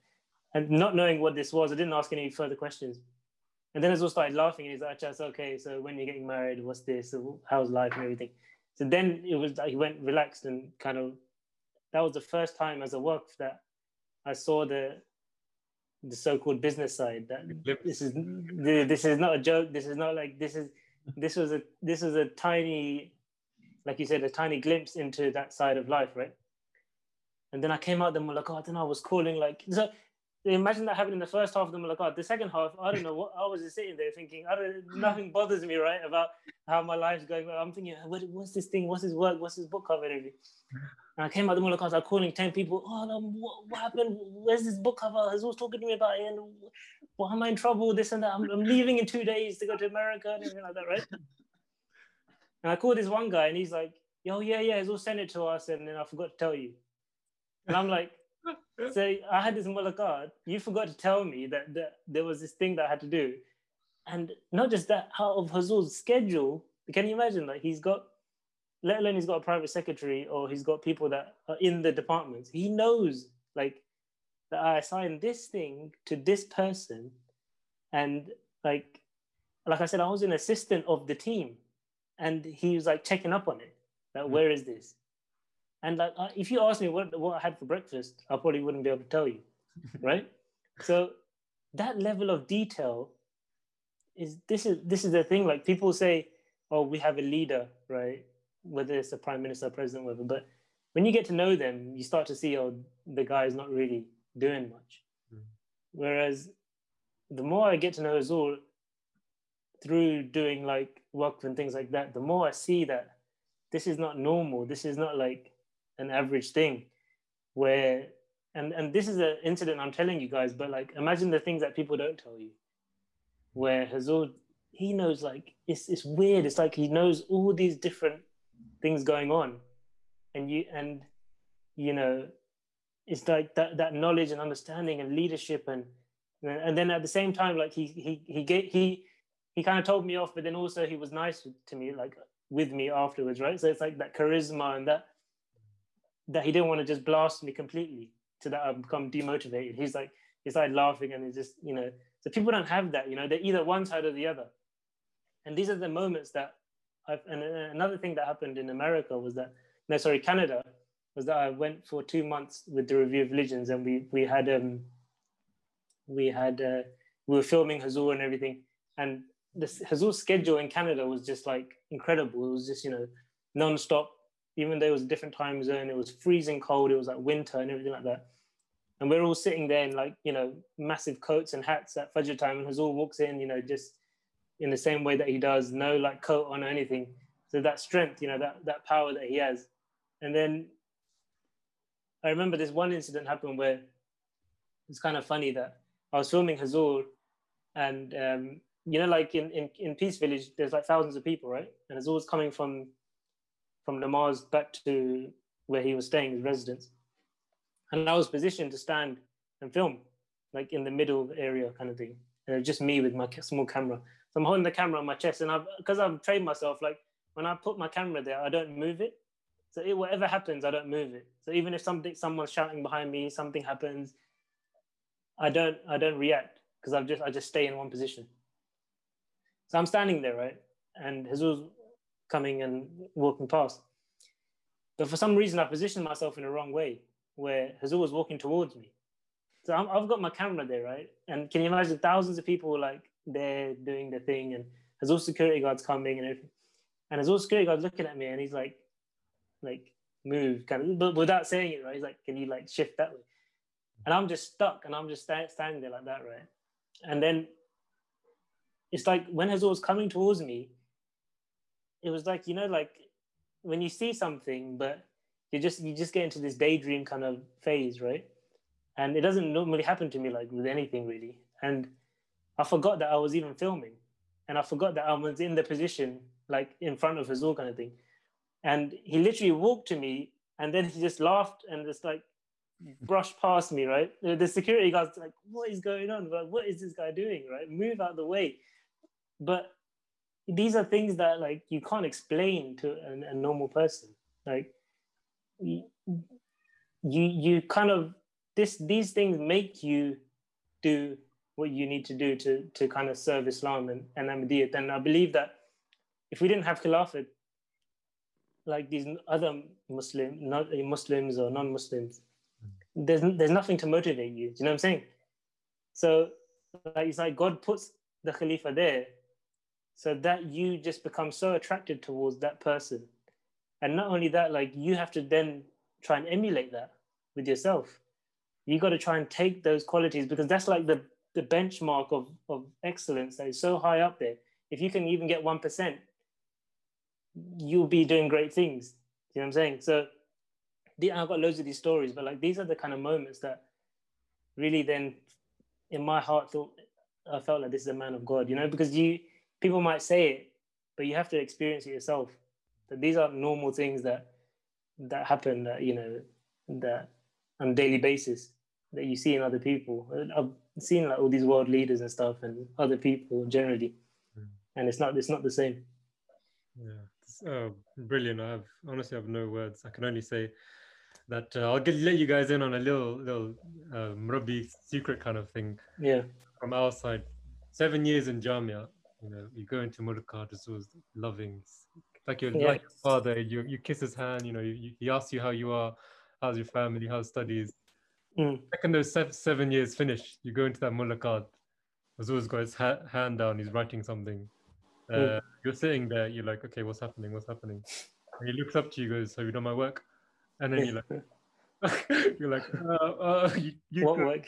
Like you said, you go into some crazy mode. And then even like when you're done, it's always like, are you still sitting here? Like, go do my work now. Go do your job. If you're not going to do it, who's going to do it? Yeah. Oh my God. It's like in that moment, it's always like found your activation button, just pressed it, and it goes, just go. Don't come back until you finished it. And you know, Hamaya, one thing is that like, one thing I find like different is that, you know, like Hazur's, you know, we all have like our dads and stuff, right? But it's one thing I find like when you saying that is that we're all young guys and we all got testosterone and we'll play football and we do this and we like boxing and everything. But Hazur at that level, he's still got that same energy, even more than we've got. Do you know what I'm saying? So he makes us like seem like wimps in a sense, because he's like so on it and he's so like focused, and when you feel that, it's like it's beyond like, you know, a young person. You know what I'm saying? I don't know where you get that stamina from. It's just different. Yeah, I think when with us, right, we always feel when we're going to Mulaqat like Hazur won't understand us. Yeah, Hazur has gone through everything that we've gone through. Yeah, not just personally, but through meeting so many people as well. So when you say something to him, Hazur knows the answer before you even said it, and he knows what's in your heart, and he'll just give you the answer. And in that second, he'll just cool you down, and he'll bring you back to the world, and motivate. Like you said, he will do it in such a loving way, but he knows how to talk to every person. But like us missionaries and work for Zindagi's, you know, he's a bit harder because he knows what we need. You know, we need to be pushed and we need to be told exactly, you know, this is your job, go do it. Whereas with other people, you know, do it in a much more loving way, in a subtle way. But with you, with your first experience, you know, you had a bit of both, a bit of like, you know, half and half. Hope it's about, you know, you got the best of both worlds. The more you meet him, you know, your Amir Safri Sahib will tell you as well, you know, he's straight to the point. You know, he just wants facts. That's what we're there to do. Like with everyone as well, you know, when you're doing your Jamaat work, man, you start to realize that, like even with you, that in that 1 second after Mulaqat, you started, you know, doing everything which probably took you, you know, weeks or months. I made that book cover in one day. Yeah, exactly. You realize that you could have done all that in a second or in a day. And all of us as well, you know, sometimes we have so many pending jobs, you know, we can easily do it so quickly. But through our own laziness, you know, we drag it on until like either we forget about it or, you know, the time is gone. Yeah. Great. It's a great lesson. And Hazur is there to remind us, to constantly remind us. And the administration is so important. I feel that this Al Khalifa is so on the ball. He's on when it comes to, you know, getting things done within the Jamaat. Zubair, honestly, we can sit here for a long time. Yeah, sure. And it's been a great pleasure. I just wanted to open up to the platform, guys. I know Hamza and all you guys, you know, have done work for thinking about it. Anyone in particular, generally, if you guys have any questions, please fire ahead. You know, Zubair's here for a short while. Let's make the most of them. Please, guys, over to you. Any questions? So you go. Don't all ask at once. No, so Zubair, like Murabbi Sahib said, Really, really good listening and hearing. I just wanted to ask, in terms of your next sort of projects, what are you? I know you said you've got. If anyone's got any ideas, but what sort of things are you looking at for your next sort of videos and stuff? You see, the thing is, when I started in Review of Religion, it was just me as the doing videos. Now we've got like 9-man team, so it's like managing that now has become. It's like I've had to learn management skills, and like Humaya was saying, like you be harsh, but you're also nice at the same time. All these kind of things is evolved from that. So we've got people in Canada, France, all over the place. But like I said, at any moment someone could make something that goes viral. An idea can come from anywhere. So I'm just like trying to get feelers out and trying to stay relevant and stay relatable and everything, so that I can make the next video that goes viral. But I'm not sure what that will be right now. It's a tricky one. Yeah. If I think of anything, I'll let Murabi. Please do. Yeah, we'll credit you. Yeah. At me. Yeah. Yeah. I just want to come to Kashif. Could I come to you quickly, just for someone who's thinking of going to Jamia? Like, how do you feel the talk was? Do you feel like it's firmed your decision of going to do work? Just hear from you quickly. I like putting people on the spot here. give us your lecture. I think the talk was very good and very inspiring, and I think it was very informative as well. And I found it very relatable, as like how you can just go from here and there without flick of the wrist or something like that. Yeah. What are you doing now? Are you like in college or? I'm in college right now. Yeah. And you want to go to Jamia? Yeah, that's the yeah. That's good. That's good. Hamza, stay focused. I think you'll get there. Hamza, let's go to you quickly. A boy from Newcastle. How you? The worst football team in the world, yeah. Well, now I'm from Birmingham, but I'm here for work. Okay, even worse. Yeah. I can't think of anything at the moment. How do you find the talk? And someone who's doing dentistry but wants to serve the Jamaat as well one day. I think it's very relatable, especially when you talk about not being content and always wanting to progress. It reminds me a lot about stuff like Surah Al-Fatiha, when you always talk about unlimited progress, and it's good to have got to a certain level and you can be content with that, but there's always a higher aspiration, a higher goal that you want to get to, even in terms of spiritual terms, in terms of Jamaat work, and for us as well, in terms of our worldly jobs as well. There's always like another ladder, another rung to go up to and keep improving. And I think touching on that, like I think we can all relate to that, which is really, your name's Hamza, right? Yeah. So you see, like you said, worldly jobs, right? I always have an issue with that because like if you're a dentist, you don't like you're in dentistry school, right? Or you're in uni or whatever. I've just finished. So you're qualified, yeah? But like yeah. For you to be a dentist or to be a doctor or something like that, it's like in terms of spirituality, you're serving humanity. Yeah. And to say like, okay, this is the guy's Waqf Zindagi, so he's not in the world and the world is the head. Everything is encompassed. Yeah. It's all one and the same. Yeah. It's all one and the same. So I've got an iPhone, I've got a MacBook, I like traveling, I like going on holidays, Turkey, this way, that way. So I don't see myself like I'm living in a cave by myself. I know what you mean. I think I was trying to like make it different goals, but I know what you mean. It's very much interrelated. It's interrelated, yeah. So I know what you mean. For you to do dentistry is an amazing thing, and just make sure that you remain grateful, because obviously like money's going to come in, right? Status is going to be there and everything. But like you got to make sure that your connection with Khilafat is so solid that you benefit from everything. You're a well-rounded individual. That's the main thing.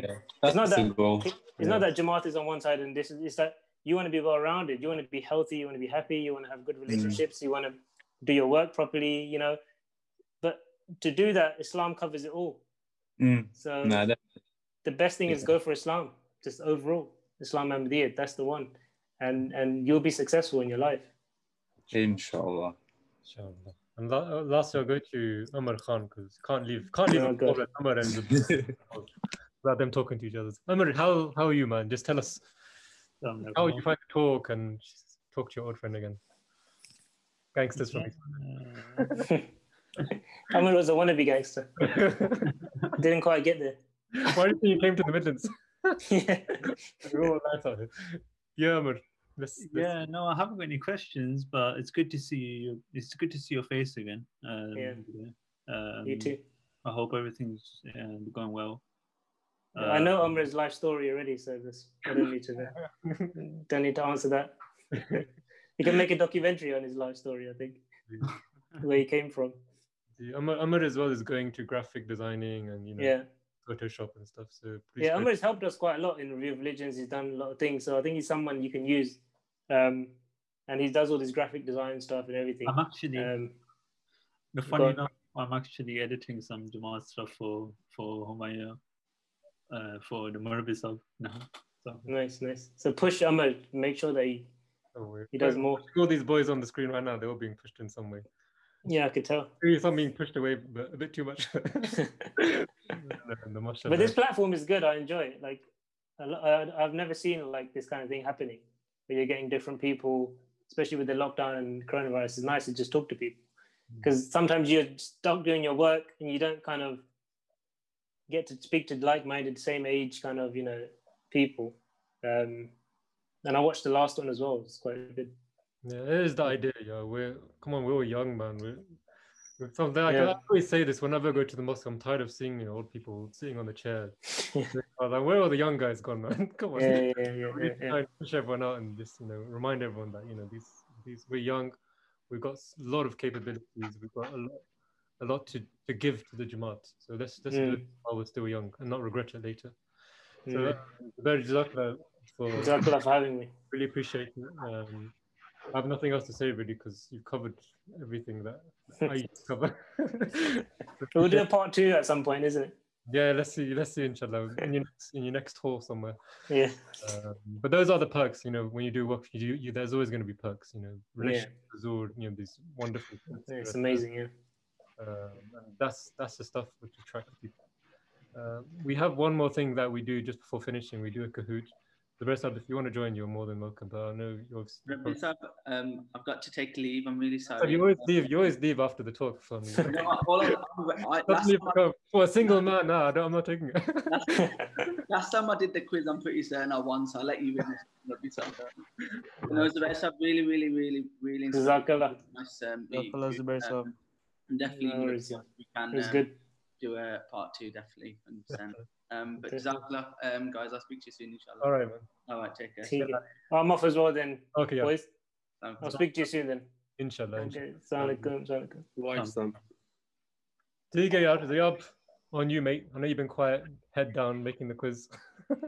No, what, I haven't. I've been listening, man. That's why we've only got 15 questions. It was quite interesting. When he said you should do one of them Review of Religion, to ask people if he wants to listen to a group of Muslim boys having a chat online and see what we actually talk about. And it's actually, useful stuff, not bombs. I'm not surprised. Yeah, I should have said something, man. Would have been good. We could get the next 5 million views, You never know. Z, you need a trim, man. You need to get that haircut, bro. I beg you. Bro, I've been working camera, bro. Man. Bro, finish now, man. You haven't got an excuse. I'll cut it for you, man. I'll cut it for you one time. Oh, bro, working from home since March, man. You know what? You just wind down. These days, you don't even. It's because he's got no one to impress, isn't it? He's got no one to impress. That's why. Got it in the bag now, so I can do what I want. Let's do it, man. Because we've also got namaz to go to as well. So. Okay, nice. Yeah, very happy that it's only 15 then. Yeah, I'm really happy, guys. It was a really good talk, alhamdulillah. I never know how these things are going to go, honestly, but I'm surprised every single time. Whenever you're talking about Khilafat, you can never go wrong. Mm-hmm. I hope you guys enjoyed it, because I did. Yeah, every time I enjoy it, every time. This as well, I really enjoyed it. But you also... Yeah. I don't know why he always runs away after. He's too humble in Kahoot now. TK, let's get this done, man. Well, let me just shout out someone, man. Tronics, bro. Where is he, man? He's still on. Yeah, bro. Yes, So, hello. Boor, what's up, man? How you doing, bro? Assalamu alaikum, man. You alright? Yeah, alhamdulillah. How's Always everyone? Always the Yeah, quiet. man. That hair is going mad. Yeah, bro, you know what it is? I used to get a fresh trim every weekend, but that was office days, man. Now I'm at home, man. Look, get clippers, man, from Amazon. It's like £12 or something. I'll come to your house, bro. Bro. You're gonna get Afro cut, mate. If you're coming to my house, you might as well stay there, man. I got Afro here. Oh, man. Now, is the hair that mad? Yeah, all right. It's good, man. So I like that Afro. Looks nice. Next time, come with some dreadlocks. Or ponytail. Were you able to listen to the talks, Sabur? Yeah, I did. I just about. I Yeah. got it from the start. When he starts, yeah, when he introduced him. So I was just, quiet in the background listening in. Yeah, it's good, man. It's good. Actually, I've met him a few times. And obviously, with I could sort of relate to what he was saying about Huzur. The camera bit, because obviously I did work for MTA during that time as well, and I was on camera at one point, and Zuri just walked out. I was just there. My camera wasn't even on. Like literally, he started walking towards me, and I heard from Omar Safiri goes to me, put on your camera. Then I turned it on, and then that was just it, man. Like everyone was just, the whole of the 5 channels of MTA were just connecting to me. Oh my God. It was mad. Yeah. So I could that sort of experience is just, you just don't know what Huzur thinks. He's got his own thing. Really good to hear that as well, man. Yeah, it was beautiful. Relate to the camera work with MTA and everything, mashallah. Yeah. Having that responsibility of filming Huzur is unbelievable. Oh man, it's just unbelievable, man. Like literally, he was just, for a whole 5 minutes, Huzur just following me. And luckily, because obviously when you have one of those big cameras, you have to walk, put it over your shoulder, and then someone would have to and you walk backwards. All of a sudden, I don't know where Munir Ode came out from, just held me, grabbed me by my jeans, literally. And it was just helping me walk backwards while Huzur just walking towards us. It was amazing. I can't never forget that Joseph, man. That's crazy. Yeah. We'll make sure we add that in the video. Go, guys. 11 of us on the call. So if you guys do want to join, please just jump in quickly. Give it a few more seconds, yeah, Zagab, and then we start. I can't even see the screen. You're right, Hamza? Yeah, we can see it. Oh, assalamu alaikum, bro. You good? Yeah, I'm good, man. What's Newcastle saying? It's good, man. It's That's obviously good, it's just work here, isn't it? It's just work at the moment. I'll be back, inshallah, a couple of years and that. I'll be back. I'll be back in Christmas anyway. We're not missing you. Don't worry. You can stay there. Just give me 2 seconds. Get started. Amar, are you joining? Yeah, I'm in. Okay, yeah, let's start. So sorry, guys. Only 15 today. The talk was interesting, and also, yeah, inshallah, we'll be back to 20 consistently. But you need to go visit Huzur, man, to activate you as well. Yeah. Find those 5 So questions. just a quick one to start off with. What percentage of the earth is water? Yeah. Oh, a lot of people got that. Yeah, 70%. Yeah, you see the back of the earth, where behind Australia, it's all water. So Yeah. crazy. It's crazy, isn't it, to think that?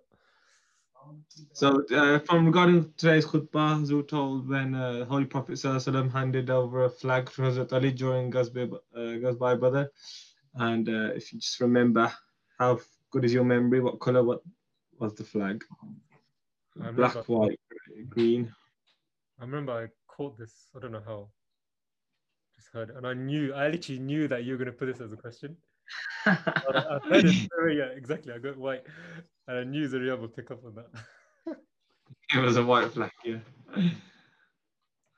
I actually didn't get to listen to it. I was in a meeting. I had to quickly put it on after, and just before the session started. This is good. This is the benefit, man. I look out for these things. Anything like factual based. I know you. In today's market, as we were told, which son of Utbah bin Rabi'ah did Hazrat Ali Radiyallahu defeat in a 1-to-1? There was two versions of this. One where he defeated him, one where he actually killed him, and it was a son of Utbah. Do you remember this one, Rabbi Saab? No, Walid, yeah. Yeah, yeah, it was Walid. Hanan's always killing it. No, he's a dark horse. Yeah, he's a dark horse. He's a dark horse. Okay, fill in the blanks. So, okay, that's quite small to be fair, but because on my phone it's quite big. So it said the reality of Islam is to present one's neck to God like. Doing it. So the reality of Islam is to present one's neck to God like the loyal servant, humble slave, son of a father, or the sacrificial lamb. I think there's only and one. that's in the lecture Lahore. I don't think you'll be able to think of that fourth one. Yeah.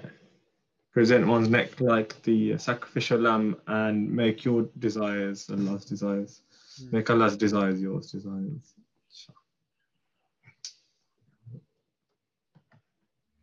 Question 5. Where exactly is the jugular vein? Where in the Quran it says, we are closer to you than your jugular vein. Is it in your forehead, in your chest, on your neck, or in the wrist? Hamza, you know which verse this is from, yeah? Yeah, everyone got this one. Who got it faster? Ooh. Sure. How many areas are there within the Black Country border? So Black Country is all the west and Walsall and Wolverhampton. How many actual each individual areas, or you can call them boroughs, are there in the Black Country? Do you know what they are? The names of them? If I name them, then you'll count them. No, stop naming them, innit? Yeah, it's 4. So it's Walsall, Wolverhampton, Dudley, and Sandwell. So that's the 4. That's what Black Country consists of. So really, Murabi Saab, you're the Murabi of Black Country. Put your Twitter name as the Black Country Murabi. I might get some negative. Oi. Dr. Saab. Dr. Mizah. No. It's such a cool man. So who exactly started the Church of England? Was it the Roman Empire, the Queen Elizabeth, King Henry VIII, or was it the Anglo-Saxons? Church of England. Yeah, it was King Henry VIII, and Henry VIII started the Church of England because they had the Catholic before, but because he had 6 wives, he couldn't divorce one of them, so he made up his own rules and called it the Church of England.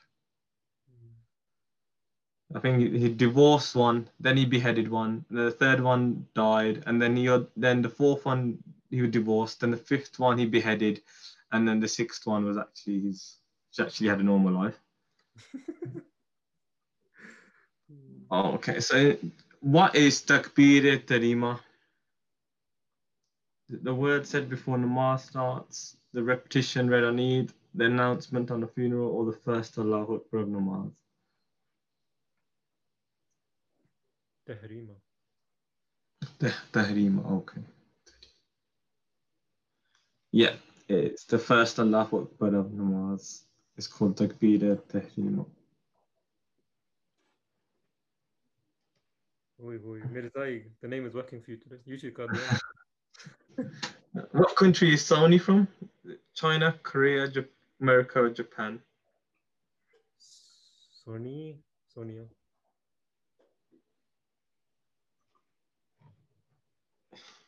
People knew that yet. Japan. Dun-dun-dun. Come on, lads. Which country has the youngest population? Greece, Holland, Serbia, or Indonesia? The youngest. Yeah, so we're the majority of, it's the youngest population in the world as a country. I think you can rephrase it, who produces the most babies? Yeah. The figures say that only 8% of the population of Indonesia is above 60. Wow. So 92% of the population of Indonesia is under 60. What happens to them after 60, man? Probably getting the vaccine, isn't it? Yeah, yeah, they got the vaccine. Okay, so true or false, sorting out clothes during namaz is makruh. What does that mean? Sorting out clothes. Dislikable act. Or like what do you mean by sorting out clothes? So anyway, fiddling with your clothes during namaz is makruh. Well, that's what I was reading in the Salat book. Yeah. Anyway, so it's it's also advised to wear loose clothes. So if you're wearing tight and you're feeling uncomfortable, you're also gonna end up fiddling more. So Shalwar Kameez is the way forward.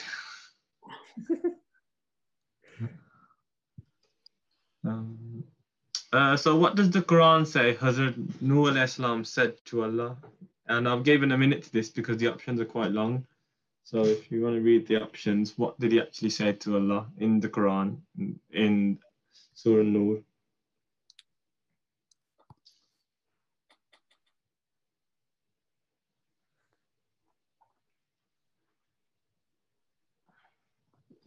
Yeah. So when Allah told him, when Allah told Hazrat Nuh alayhi salam to convey the message, none of them listened. So none of the disbelievers listened. So he said, "My Lord, leave not in the land a single one of the disbelievers." Still. So which company invented the walkie-talkie? Nokia? Motorola. Hello, Moto. I can never get that advert. I love Moto. Motorola is actually an American company, and it first invented them for police cars only, but then now you can buy them in Argos. Do they still make Motorolas? Yeah. The Motorola G9 is quite a successful phone. It's like your budget smartphone, but it's quite successful, to be fair. Oh. So they used to make the classic flip phone, didn't they? Yeah, the Razr. Yeah, the Razr. Question 14, just quick memory. What country is Zubair Bey's mother from? He introduced himself in the start. Was it Morocco, Mauritius, Malawi, or Mozambique?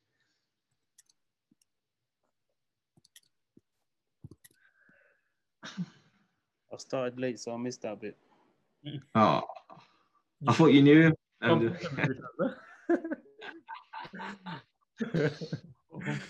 did you freeze in those moments as well? I just noticed and I got it right too. So. I can't catch him. Last question. The definition of quail. This is an English word, by the way, not Arabic. So it's a bit of vocab for you there. Quail. Is it arrogance, fear, crying, or ambition? I thought quail was a bird. It was a whale. Batir. No, that's a kale. No, I don't actually. Kale. Quail. Yeah, quail is an English word for displaying fear or displaying that you're scared. So, Quail. Shadi. Damn, the Mirzai smashed it today. 6 wrong, man. It's that Black Country question, man. Got me on that one. You let me win for the first time, Robbie Saab. Thanks. I didn't actually let you. I feel sorry for you today. Jazakallah, bro. Jazakallah, guys. I'll catch you guys, inshallah, next week in a different location. Inshallah. Riyadh wicked, man. Jazakallah, appreciate it. Kashif as well. And then, you guys. See you later. Assalamu alaikum. Assalamu alaikum. Take care. Assalamu alaikum.